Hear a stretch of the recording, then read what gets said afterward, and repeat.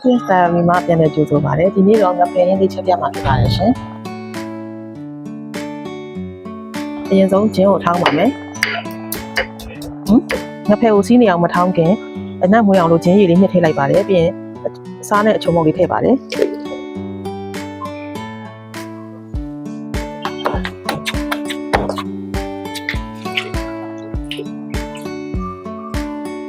ငဖဲလေးစီးသွားပြီဆိုလို့ရှိရင်တော့အရင်ဆုံးကြော်ပါမယ်ရှင်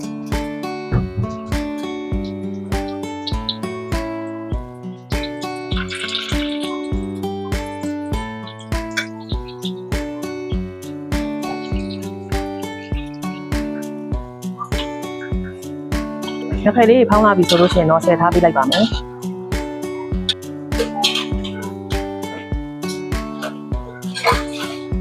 ဒီပူလာရင်ကြက်သွန်ကြော်လေးထည့်လိုက်ပါမယ်အရောင်တမုတ်ထည့်ပါမယ်မြုပ်ပြီးခွဲချက်နည်းနည်းထည့်ပါမယ်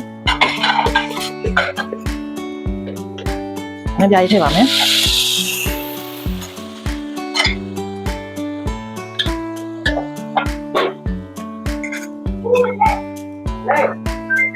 အနှစ်လေးရအောင်လို့ရေးထည့်လိုက်ပါမယ်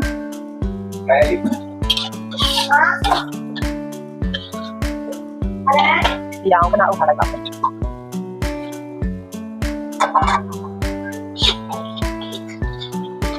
စီပြန်လာပြီဆိုလို့ရှိရင်တော့ငဖဲထည့်လိုက်ပါမယ်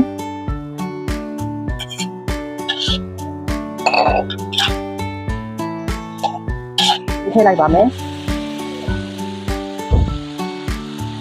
ဒီလေးနည်းနည်းထည့်လိုက်ပါမယ်